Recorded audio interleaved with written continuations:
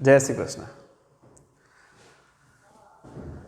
Last लेक्चरનું તમે I think revision કર્યું હશે કે ગ્રિફિથ નામના વૈજ્ઞાનિકે પેલા ઉંદર ઉપર પ્રયોગો કરેલા અને એવું સાબિત કરવાનો ટ્રાય કર્યો હતો કે આનુવંશિક દ્રવ્ય ડીએનએ હોઈ શકે. સાંભળજો, ગ્રિફિથે એમ કહ્યું હતું કે આનુવંશિક દ્રવ્ય ડીએનએ હોઈ શકે. પછી પેલા વૈજ્ઞાનિકો આવ્યા, એવરી, મેકલિયોડ અને મેકકાર્ટી. એ ત્રણ વૈજ્ઞાનિકોએ મેં ભણાવ્યું હતું તમને અહીંયા અને કહ્યું હતું કે ત્રણ વૈજ્ઞાનિકો એમ કહ્યું, સાબિત કર્યું કે ડીએનએ આનુવંશિક દ્રવ્ય છે. ગ્રિફિથે એવું કહ્યું કે આનુવંશિક દ્રવ્ય હોઈ શકે.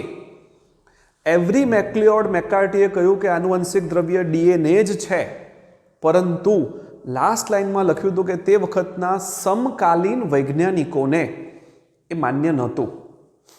એ લોકો માનવા તૈયાર નહોતા કે આ પ્રયોગ સાચો છે. તો યર 1952માં એટલે કે 1952માં હર્સી અને ચેઝ નામના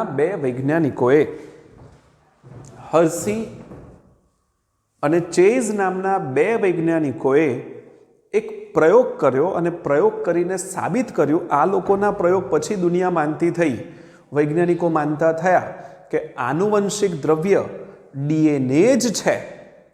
તમે જુઓ, ત્રણમાં કોન્ફિડન્સની વાત છે. કોન્ફિડન્સની વાત છે એટલે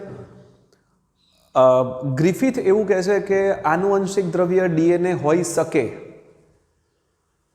એવરી, મેકલિયોડ, મેકકાર્ટી કહે છે કે આનુવંશિક દ્રવ્ય ડીએનએ છે. અને હર્સી અને ચેઝના એક્સપેરિમેન્ટ પરથી સાબિત થાય કે આનુવંશિક દ્રવ્ય ડીએનએ જ છે. અંદર જ ભારવાચક શબ્દ આવે છે, જ. આનો અર્થ એવો થયો કે આ પ્રયોગ પછી તમારા માઇન્ડમાં પણ ક્લેરિટી હશે કે આપણને હશે નહીં, આપણને તો પહેલેથી ખબર જ છે કે આનુવંશિક દ્રવ્ય ડીએનએ છે. વારસામાં લક્ષણ આપવા માટે ડીએનએ જવાબદાર છે એવું તમારા માઇન્ડમાં ફિક્સ છે જ. પણ ચોપડીમાં ટોપિક છે હર્સી ચેઝનો એક્સપેરિમેન્ટ, તો આપણે એને શીખવાનો છે. આ એક્સપેરિમેન્ટની અંદર હર્સી અને ચેઝ આ બે સાયન્ટિસ્ટે બે વસ્તુનો ઉપયોગ કર્યો, બે સજીવોનો ઉપયોગ કર્યો. એક છે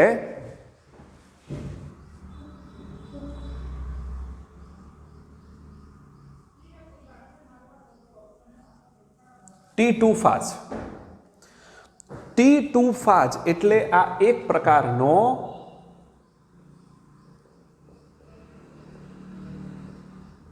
બેક્ટેરિયોફેજ છે. હવે તમને હું 11th અંદર આ ભણાવી ચૂક્યો છું કે બેક્ટેરિયોફેજ કે બેક્ટેરિયોફાજ એટલે એવા વાયરસ કે જે બેક્ટેરિયાને ઇન્ફેક્શન લગાડે. મેં કહ્યું હતું કે વાયરસ ત્રણ પ્રકારના હોય. પ્રાણીજન્ય વાયરસ કે જે પ્રાણીઓને રોગ લગાડે છે. ફોર એક્ઝામ્પલ, એક વાયરસથી બધા જાણો છો, કોરોના વાયરસ, HIV, ઇન્ફ્લુએન્ઝા. એ બધા વાયરસ છે, પેલા H1N1, એ બધા વાયરસ પ્રાણીઓને રોગ લગાડે છે, પ્રાણીઓમાં દાખલ થઈને સજીવ તરીકે વર્તે છે, તો એને પ્રાણીજન્ય વાયરસ કહેવાય. જે વનસ્પતિમાં જઈને રોગ કરતા હોય, વનસ્પતિમાં દાખલ થતા હોય, એને વનસ્પતિજન્ય વાયરસ કહેવાય. ઉદાહરણ તરીકે ટોબેકો મોઝેઇક વાયરસ, બ્રુસી સ્ટન્ટ વાયરસ, આ બધા મેં તો કોલીફ્લાવર મોઝેઇક વાયરસ. આ વાયરસ મેં તમને લખાયા છે. તો જે વનસ્પતિને રોગ કરે તે વનસ્પતિજન્ય વાયરસ, જે પ્રાણીને રોગ કરે પ્રાણીજન્ય વાયરસ, અને જે બેક્ટેરિયાને ઇન્ફેક્શન લગાડે એને કહેવાય બેક્ટેરિયોફેજ અથવા તો બેક્ટેરિયલ વાયરસ. એના 7 પ્રકાર છે, T1 થી T7 સુધી. એવું મેં 11thમાં તમને કહ્યું હતું. એમાંનો કયો ફાજ લીધો? T2 ફાજ. આ પ્રયોગની અંદર હર્સી અને ચેઝે T2 ફાજનો ઉપયોગ કર્યો અને બીજા સજીવ તરીકે લીધું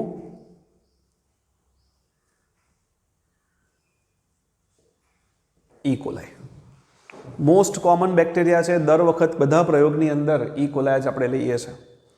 તો ઇકોલાઈ નામના બેક્ટેરિયા લીધા અને T2 ફાજ, જે 7 પ્રકારમાંનો એક પ્રકાર છે બેક્ટેરિયોફેજ, એ બે. તો આ બેનો ઉપયોગ કર્યો છે. મગજમાં યાદ રાખવાનું, બેક્ટેરિયોફેજ કોનામાં જઈને સજીવ તરીકે વર્તે? તો કે બેક્ટેરિયામાં. ચાલો, આટલું ક્લિયર માઇન્ડમાં. હવે તમે જ્યારે 11th હતા ત્યારે મેં તમને એક સાયકલ સમજાવી હતી જેનું નામ હતું લાઇટિક સાયકલ. મેં એમ કહ્યું હતું આઈ થિંક ચેપ્ટર નંબર 2 વાયરસવાળો, એમાં આ લાઇટિક સાયકલ એ વર્ડ નહોતો. નીટમાં એને લગતો એક પ્રશ્ન પૂછાયો હતો, એટલે મેં લાઇટિક સાયકલની વ્યાખ્યા લખાઈ હતી અને સમજાવ્યું હતું. એ અત્યારે ફરી એકવાર સમજી લો, હું શોર્ટમાં સમજાવી દઉં, પછી આ પ્રયોગની આપણે શરૂઆત કરીએ. એવું મેં ભણાવ્યું હતું કે આ માનો કે કોઈ બેક્ટેરિયા છે,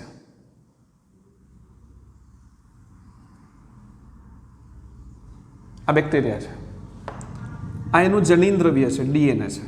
તમને તરત યાદ આવી જશે અને તમારે લખવાની જરૂર પણ નથી. આ એનું ડીએનએ છે, આ કોઈક બેક્ટેરિયા છે. એના ઉપર માની લો કે આ વાયરસ આવીને બેઠો.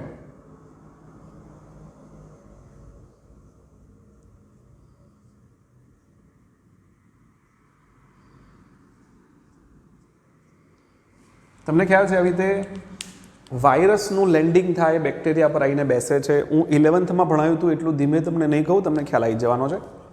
તો આ બેક્ટેરિયા છે, આ એનું ડીએનએ જનીન દ્રવ્ય છે, આ વાયરસ છે અને આ વાયરસનું ડીએનએ છે. આ ડીએનએ છે, આના ઉપર લેન્ડિંગ કર્યું. વર્ડ હું લખી દઉં જે લોકોને ના સમજણ પડતી હોય, હું બોલ્યો પણ ના સાંભળ્યું હોય તો.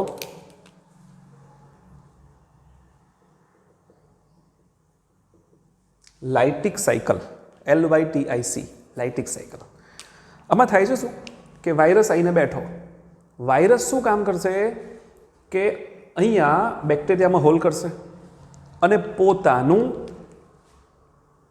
ડીએનએ અંદર ઇન્જેક્ટ કરે. તમને ધીમે ધીમે રિકોલ થવા લાગ્યું હશે કે હા સર તમે ભણાવ્યું છે. મેં કહ્યું હતું, જો મજાકમાં કહ્યું હશે પણ તમને યાદ હશે, મેં એમ કહ્યું હતું કે આ ડીએનએ અંદર જતું રહ્યું, બહાર ખાલી આ પ્રોટીનનો બનેલો ભાગ રહી ગયો. તમને ખ્યાલ છે, આને કેપ્સિડ કહેવાય. પ્રોટીનનો બનેલો શું કહેવાય? કેપ્સિડ. એ બહાર રહી જાય. મેં મજાકમાં કહ્યું હતું કે આત્મા અંદર જતી રહી, ડીએનએ બેક્ટેરિયામાં જતો રહ્યો, ખાલી પ્રોટીનનું ખોખું બહાર રહી ગયું. એને મેં કહ્યું હતું ઘોસ્ટ બોડી. મજાકમાં કહ્યું હતું ઘોસ્ટ બોડી, ભૂતિયું શરીર. કેમ વાયરસના આ બોડીને ભૂતિયું શરીર કહ્યું? એટલે ભાઈ એટલે કીધું કારણ કે એમાં આત્મા છે જ નહીં, એનો ડીએનએ જ નથી. ડીએનએ જતો રહ્યો અંદર. ચલો ડીએનએ અંદર જાય, તમે યાદ કરજો. ડીએનએ અંદર ગયો, અંદર જઈને પોતાના આ જે યજમાન છે, આ યજમાનનું ડીએનએ યુઝ કરી, આ ડીએનએ યુઝ કરીને, એનું જ મટીરિયલ યુઝ કરીને પોતાના જેવી બધી બહુ કોપીઓ બનાવે. મેં કહ્યું હતું 100-200 જેવી કોપી બનાવી દે. વાયરસનું ડીએનએ અંદર ગયું, ડીએનએ સ્વયંજનન કરી બધા બહુ ડીએનએ બનાવે, પણ મટીરિયલ કોનું વાપરે? તો કે યજમાનનું. ચલો યજમાનનું મટીરિયલ વાપર્યું અને યજમાનના જ પ્રોટીન વાપરે. આ અંદર જે પ્રોટીન હોય, બેક્ટેરિયાના જે એમિનો એસિડ હોય, બધા જાણો છો એમિનો એસિડ ભેગા થાય તો પ્રોટીન. અને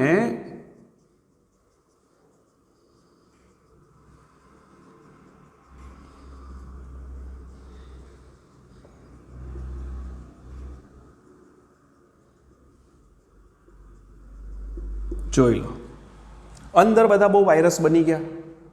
મને કહો નવા વાયરસ બનાવવાનું મટીરિયલ, એની માહિતી કોની પાસે હતી? તો કે ડીએનએ પાસે. અંદર ડીએનએ આવ્યો ને બધા બહુ વાયરસ બનાવ્યા, તો આનુવંશિક દ્રવ્ય કોણ થાય? ડીએનએ જ થાય.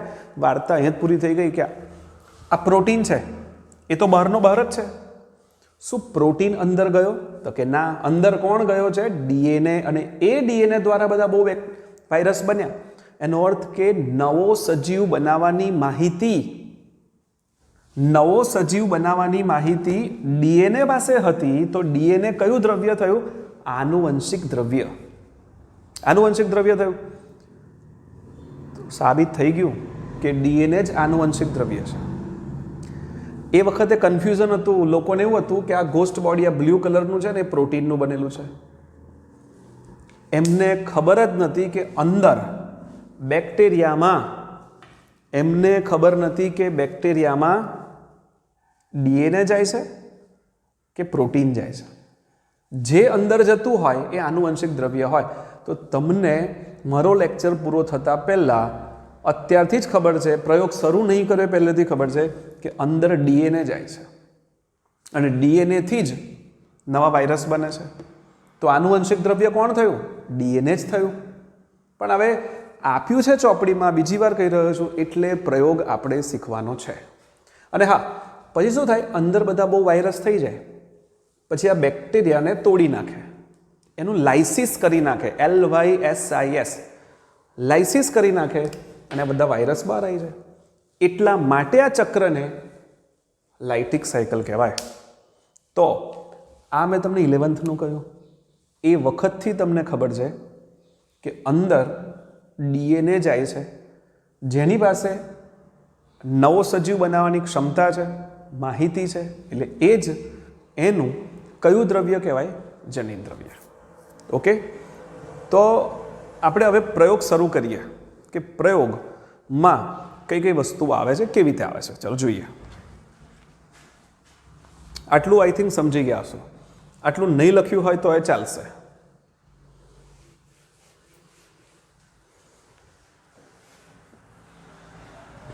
હવે આ પ્રયોગ વિશે વાત કરતા પહેલાં મારે તમને એક નાનકડી વાત કહેવી છે કે આ પ્રયોગમાં થોડુંક ધોરણ 11નું 9મા ચેપ્ટરનું બધું બહુ જ કન્સેપ્ચ્યુઅલ માહિતી છે.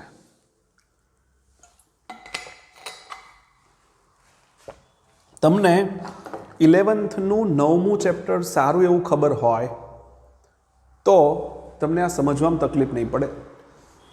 તમને કન્ક્લુઝન આવડી ગયું છે કે અંદર કોણ જાય છે, તો કે ડીએનએ. ચોપડીનું લખાણ એટલું સારું નથી, એટલે મારી રિક્વેસ્ટ તમને એવી કે બને તો તમે હું જે દોરું છું, હું જે લખું છું, હું જે સમજાવું છું એને નોટ ડાઉન કરજો. સમજણ પડે એ ભાષામાં લખી રાખજો, જેથી કરીને તમને બહુ તકલીફ ના પડે. ઓકે. હર્સી ચેઝ એ લોકોએ વાયરસ 2 વસ્તુનો બનેલો છે એવું એમને ખબર હતી. એક પ્રોટીન અને એક ન્યુક્લિક એસિડ. હમણાં મેં દોર્યો હતો, ફરીવાર તમને કહી દઉં, ખાલી ફરીવાર કહું છું, જોઈ લો. આ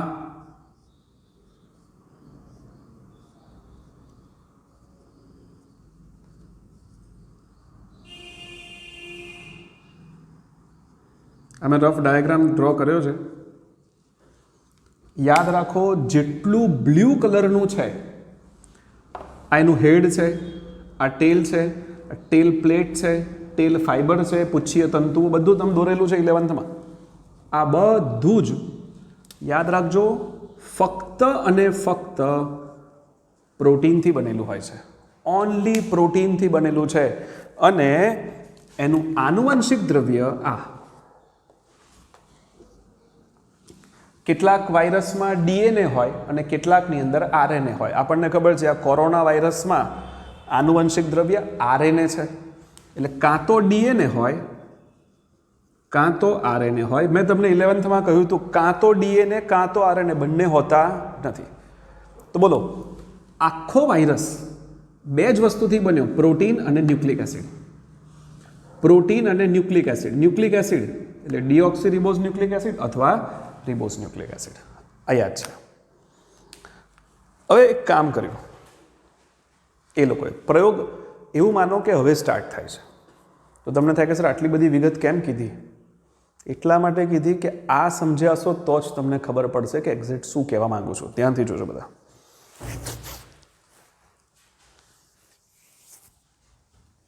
એમને વાયરસને, T2 ફાજને, બેક્ટેરિયોફાજને રેડિયો એક્ટિવ આઇસોટોપ થી સંમિશ્રિત કર્યા. એટલે એમાં શું કર્યું એ લોકોએ કે 2 પ્રકારના T2 ફાજ બનાવ્યા. જોજો કેટલા પ્રકારના? 2 પ્રકારના.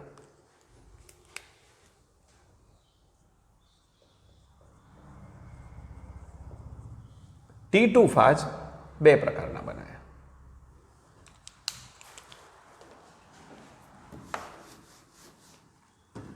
તમે એવું ધારી લો બધા જ,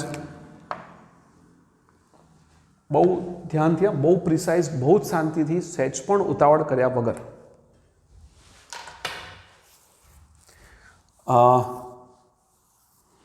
આ એક માધ્યમ છે એવું માનો. થોડુંક મોટું દોરવું પડશે મારે, કારણ કે તમે નાનામાં સમજી નહીં શકો. આ ચેપ્ટરની મુશ્કેલી ખાલી આટલી છે કે આ ચેપ્ટરમાં નાની નાની વિગતો બધી બહુ આવે છે, તમારે એને જોવી પડશે. આ એક સંવર્ધન માધ્યમ છે.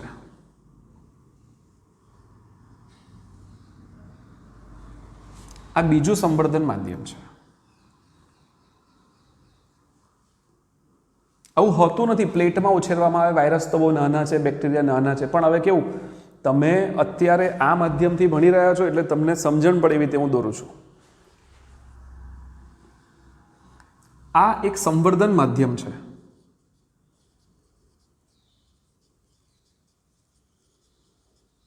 આ પણ સંવર્ધન માધ્યમ છે. આની અંદર બધા પોષક તત્વો નાખેલા છે. પાણી છે, પોષક તત્વો છે. પોષક તત્વો ઇટ મીન કે બેક્ટેરિયાને જીવવા માટે જે જે વસ્તુ જોઈતી હોય એ બધી વસ્તુઓ છે, લાઈક ગ્લુકોઝ છે, અમાઇનો એસિડ્સ છે, મિનરલ્સ છે. આ માધ્યમની અંદર કેલ્શિયમ નાખ્યો, ફોસ્ફરસ નાખ્યો, સલ્ફર નાખ્યો, બધું જ નાખ્યું તમે અંદર, પરંતુ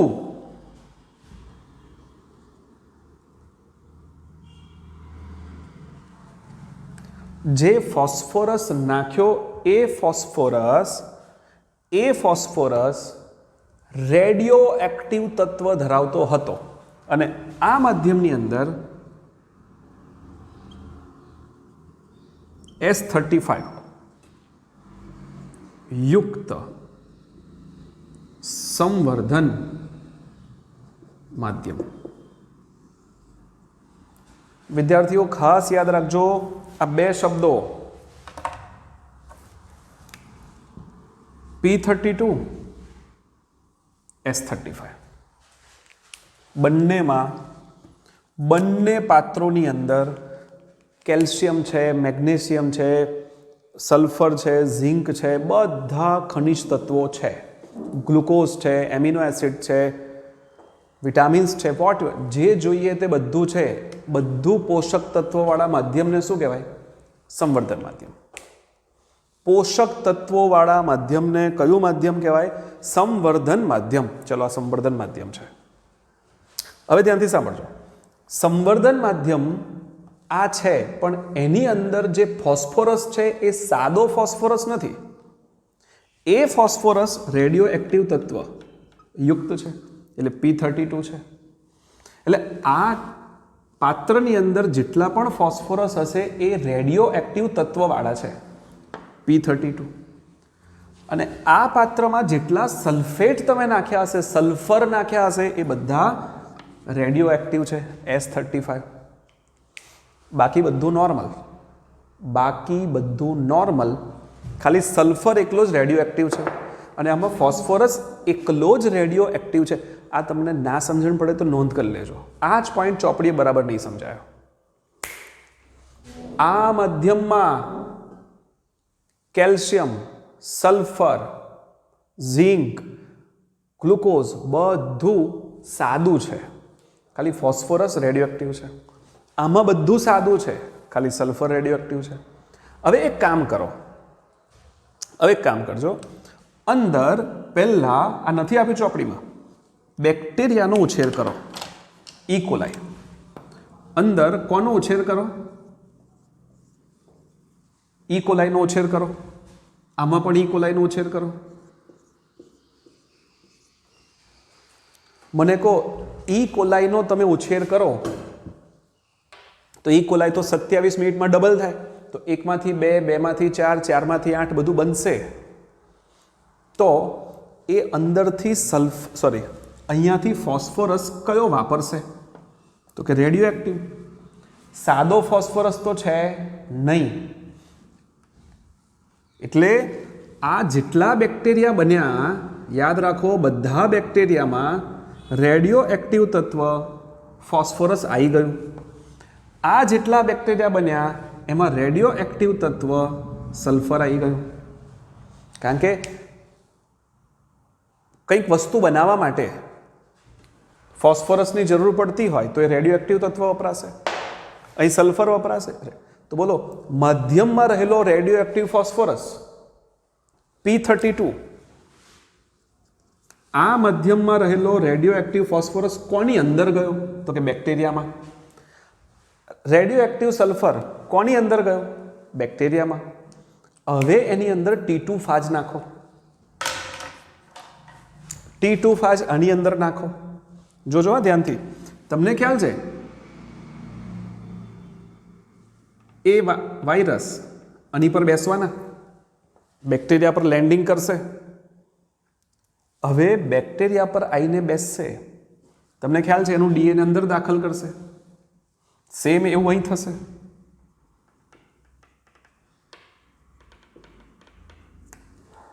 પોતાનું ડીએનએ અંદર દાખલ કરશે. તમને ખ્યાલ છે કે આની બધી બહુ જ કોપીઓ બનશે. આની ઢગલે બંધ એક વાયરસનું ડીએનએ અંદર જાય તો એક વાયરસ બેક્ટેરિયામાં 100 વાયરસ બનાવતો હોય. કારણ કે બેક્ટેરિયા મોટા છે, વાયરસ નાના છે. તો આનું ડીએનએ અંદર જઈને 100 વાયરસ બનાવશે. કોઈ મને જવાબ આપો કે આ તોડીને જ્યારે વાયરસ બહાર આવશે, ખાલી મોટો દોરું છું, દેખાય એટલે. ચલો, વાયરસ બહાર આવ્યો.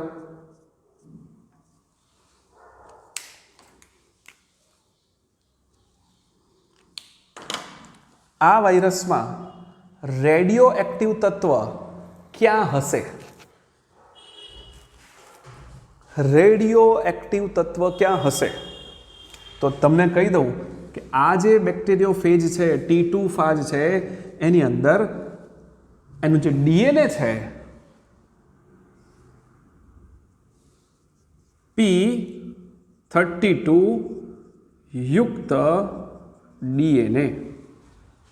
કારણ કે ફોસ્ફરસ, આ જ ચેપ્ટરમાં મેં શરૂઆતના 3 વિડીયો તમને મોકલ્યા હતા, તમે જોયા હોય તો ખ્યાલ હશે કે ડીએનએના બંધારણમાં ફોસ્ફરસ હોય. પેલા 5મા કાર્બન પર ના યાદ આવતું હોય તો કહું તમને, આવું હતું. આ પેન્ટોઝ શર્કરા, આ નાઇટ્રોજન બેઝ, ગમે તે હોય તે, અને 5મા કાર્બન પર ફોસ્ફેટ. આનો અર્થ એવો થયો કે આ જે બ્લુ કલરનું છે પ્રોટીન, તો મેં તમને હમણાં થોડીક મિનિટો પહેલાં કહ્યું હતું, 11મા ધોરણના 9મા ચેપ્ટરમાં મેં પ્રોટીન ભણાવ્યું છે. યાદ કરો, પ્રોટીનમાં કાર્બન હોય, હાઇડ્રોજન હોય, ઓક્સિજન હોય, નાઇટ્રોજન હોય અને સલ્ફર હોય. કાર્બન, હાઇડ્રોજન, ઓક્સિજન, નાઇટ્રોજન અને સલ્ફર. ફોસ્ફેટ હોતો નથી. તો મને કહો, અહીંયા ફોસ્ફેટ રેડિયો એક્ટિવ વાળો હતો, એ ત્યાંથી બેક્ટેરિયામાં ગયો અને બેક્ટેરિયાનું મટીરિયલ વાયરસે વાપર્યું. તો વાયરસમાં રેડિયો એક્ટિવ તત્વ બ્લુ કલરના ભાગમાં હશે કે રેડમાં? તો કે રેડમાં. બ્લુ કલર શેનો બનેલો છે? હમણાં 2 મિનિટ પહેલા કહ્યું, 5 મિનિટ પહેલા. તો કે બ્લુ કલરનો ભાગ છે પ્રોટીનનો બનેલો છે, અને પ્રોટીનમાં ફોસ્ફરસ હોતો નથી. પણ ડીએનએમાં ફોસ્ફરસ હોય છે. તો આ જેટલા વાયરસ અહીં બનશે, 1000 બનશે, 2000 બનશે, 10 લાખ બનશે, બધા વાયરસના ડીએનએમાં રેડિયો એક્ટિવ તત્વ આવેલું હશે. ફોસ્ફરસ રેડિયો એક્ટિવ હશે. ફોસ્ફરસ કેવો હશે? Radio active. તમને થાય કે સર ક્યાંથી આવ્યો? તો તમને કહી દઉં, આ માધ્યમમાં રેડિયો એક્ટિવ ફોસ્ફરસ હતો. હા. એમાંથી કોને વાપર્યો? બેક્ટેરિયાએ. અને બેક્ટેરિયામાંથી કોને વાપર્યો? વાયરસે. તમને ખ્યાલ છે, વાયરસ બેક્ટેરિયાનું બધું વાપરે છે. બેક્ટેરિયાએ માધ્યમમાંથી વાપર્યું. એટલે આ વાયરસનું ડીએનએ રેડિયો એક્ટિવ તત્વ ધરાવે છે, P32 યુક્ત ડીએનએ. અહીં શું થશે? તો અહીંથી જે વાયરસ મળશે તે કેવા, તે હું તમને કહું. અહીં શું થવાનું? અંદર ડીએનએ ગયું, સ્વયંજનન થયું, બધા બહુ વાયરસ બનાયા. અહીં જે વાયરસ બનશે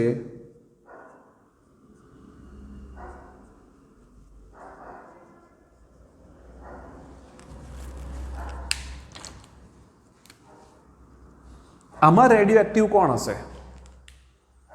આમાં રેડિયો એક્ટિવ કોણ હશે? તો યાદ રાખો, આની અંદર રેડિયો એક્ટિવ સલ્ફર જ રેડિયો એક્ટિવ છે, S35, તો પ્રોટીન.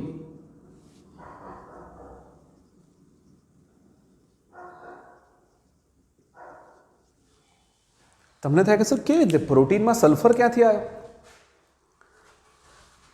જો તમને ખ્યાલ છે, ડીએનએ મેં ભણાયું છે, ડીએનએમાં ક્યાંય સલ્ફર આવતો નથી. ફોસ્ફેટ આવે પણ સલ્ફર ના આવે. અને પ્રોટીનની અંદર ફોસ્ફેટ ના આવે, સલ્ફર આવે. સલ્ફર ક્યાં આવે છે? તો તમે 11th નોટ ખોલીને જોઈ લેજો. મેં 2 એમિનો એસિડ લખાયા હશે, સિસ્ટીન અને મિથિયોનિન. 2 એમિનો એસિડ સલ્ફરયુક્ત એમિનો એસિડ છે. તમને થાય કે સર એમિનો એસિડમાં સલ્ફર હોય એને પ્રોટીન સાથે હું લેવા દેવા? ફરી રિકોલ કરો, પ્રોટીન કોનાથી બને? Amino acid. અને એમિનો એસિડમાં શું આવેલા છે? સલ્ફર. તો પછી આ પ્રોટીનમાં આ કેપ્સિડ છે એ પ્રોટીનનું બનેલું છે, બ્લુ કલરનું. આ પ્રોટીનમાં આ એમિનો એસિડ હોય તો એમાં સલ્ફર આવે કે ના આવે? આવે સલ્ફર. તો S35 યુક્ત પ્રોટીન. તો આ મારી વાતો પરથી ખબર પડી કે T2 ફાજ 2 પ્રકારના બન્યા. એક એવો, આ વાયરસ ને આ વાયરસ સેમ છે, ફરક ફક્ત એટલો છે કે આના ડીએનએમાં રેડિયો એક્ટિવ તત્વ છે અને આના કેપ્સિડમાં રેડિયો એક્ટિવ તત્વ છે. યાદ રહેવું જોઈએ, સલ્ફર અહીંયા તો બેક્ટેરિયાએ વાપર્યો, ત્યાંથી વાયરસમાં ગયો. આ કામ પતી ગયું. ચલો, અહીં સુધીની વાર્તા તમને ખબર પડી છે. અને પૂછતા પહેલાં ફરી એકવાર T2 ફાજ 2 પ્રકારના છે એ હું તમને કહી દઉં. કયા કયા? આ લખું છું, T2 ફાજ 2 પ્રકારના. એક એવા, આ વાળા, હા, મોટું દોરું દેખાય તમને.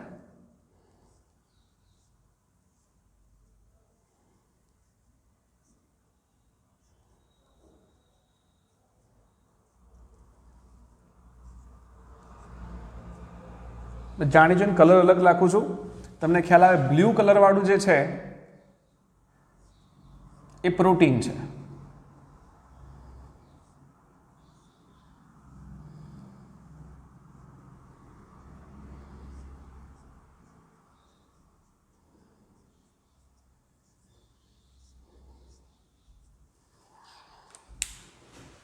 જોઈ લો, અહીંથી જે મળ્યા તે વાયરસ આ રહ્યા, અહીંથી જે મળ્યા તે વાયરસ આ રહ્યા. આ એક જ દોરીએ છે, મળે છે લાખો. મને કહો, T2 ફાજ છે, T2 ફાજ છે, બેમાં ફેર શું? તો કે આ જે છે લખ્યું P32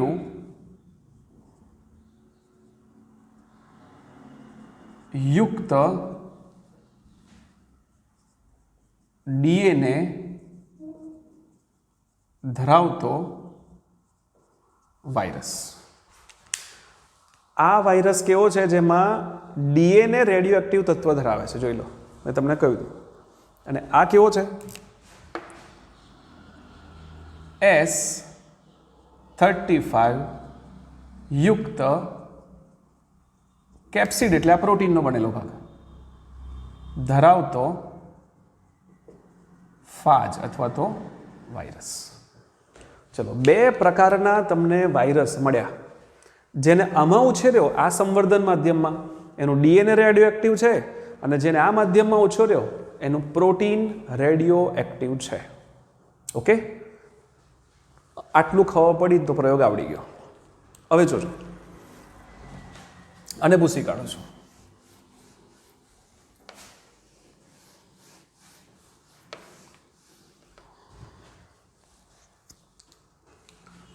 હવે શું કર્યું?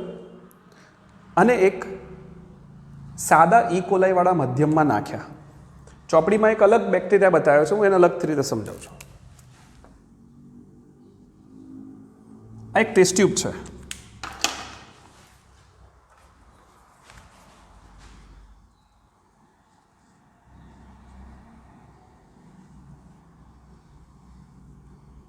થોડી મોટી દોરું. આ એક ટેસ્ટ ટ્યુબ છે, આ બીજી ટેસ્ટ ટ્યુબ.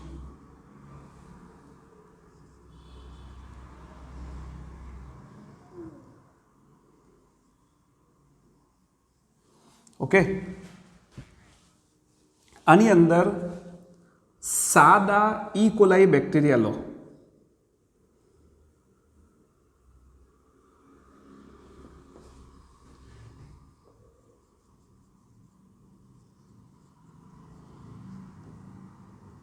પેલી બાજુ પણ સેમ. બધા બહુ જ બેક્ટેરિયા લેવાના, પણ સાદા સાદા ઈ કોલાઈ એકદમ કોમન નોર્મલ હોય. એમાં આ વાયરસનો જથ્થો નાખો.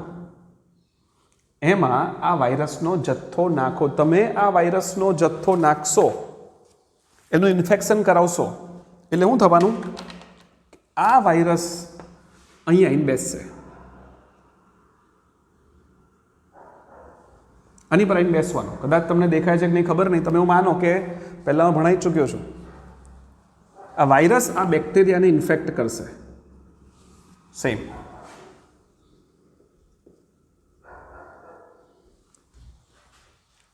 કશું દોર્યું નહીં, આવો બેક્ટેરિયા છે એની ઉપર આમ વાયરસ દોર્યો છે, કદાચ કોઈ ન દેખાતું હોય તો. અંદર થોડીક મિનિટો સુધી રહેવા દો, થોડોક સમય રહેવા દો. પછી એટલે થશે શું? થોડીક સેકન્ડો માટે કે થોડાક સમય માટે રહેવા દો તો એનું ડીએનએ અંદર જતું રહેવાનું. બેક્ટેરિયામાં શું જતું રહેવાનું? આનું ડીએનએ. આનું બેક્ટેરિયામાં ડીએનએ જતું રહેશે. ત્યાર પછી બ્લેન્ડિંગ કરી નાખો, એજિટેટ કરી નાખો, એટલે જે વાયરસ બેક્ટેરિયાની બોડી પર બેઠો છે ને, ચોંટ્યો છે ને, એ છૂટો પડી જાય. અને તેનું સેન્ટ્રીફ્યુગેશન કરી નાખો. બ્લેન્ડિંગ કર્યા પછી તેનું શું કરી નાખો? સેન્ટ્રીફ્યુગેશન. ચલો, પહેલાં શું થવા દીધું? આ વાયરસ અંદર નાખ્યા એટલે ઇન્ફેક્શન થવા દીધું. બધા ધ્યાનથી જોજો, વાયરસ અંદર બધા બહુ નાખ્યા એટલે ઇન્ફેક્શન થવા દીધું.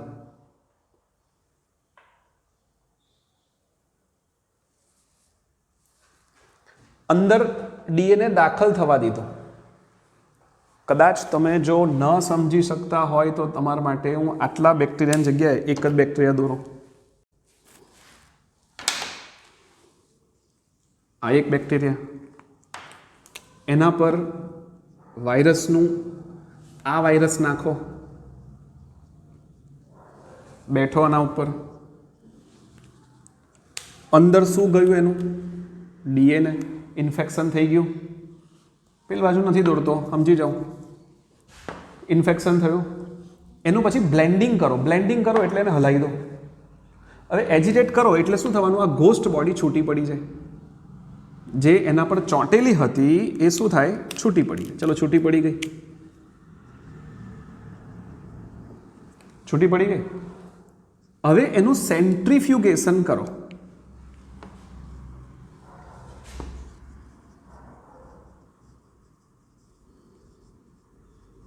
કેમેસ્ટ્રીમાં થોડું ભણ્યા હશો, કદાચ મેં પણ પહેલાં કહ્યું હોય કે આવી રીતે સેન્ટ્રીફ્યુજ કરો એટલે હલાવી દો. તમે સેન્ટ્રીફ્યુજ કરો એટલે ભારે ભારે હોય ને એ નીચે બેસી જાય, અને હલકું હલકું હોય એ ઉપર રહી જાય. હા, આમાં કોણ કોણ છે? આ ટેસ્ટ ટ્યુબમાં કોણ કોણ છે? તો કે આ ટેસ્ટ ટ્યુબમાં વાયરસ છે અને બેક્ટેરિયા છે.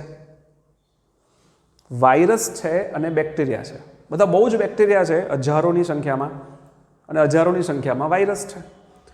ભારે ભારે વસ્તુ નીચે બેસવાની, હલકી વસ્તુ ઉપર રહેવાની. સેન્ટ્રીફ્યુજ કરો, હાઈ સ્પીડ પર ફરે, 50,000 RPM, લાખ RPM પર, એટલે આવું થશે. આફ્ટર ટોપિક પતવાયો, હવે 5 જ મિનિટ. સેન્ટ્રીફ્યુગેશન થાય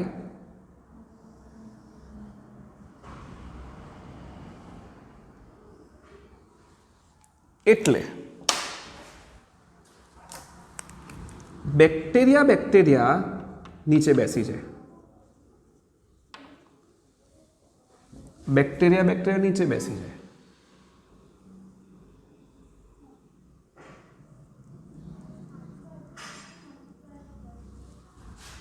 અને વાયરસ ઉપર રહી જાય.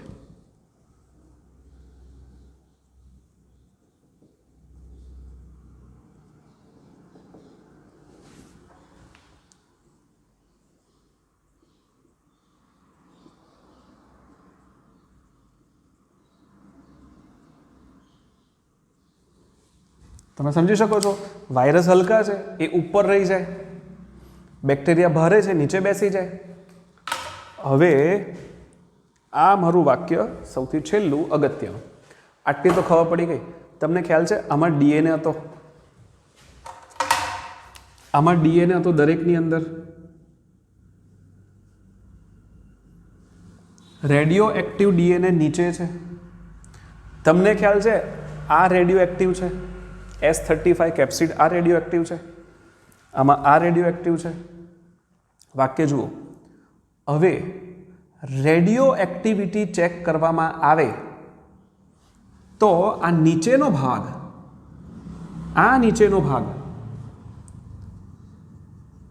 Radio activity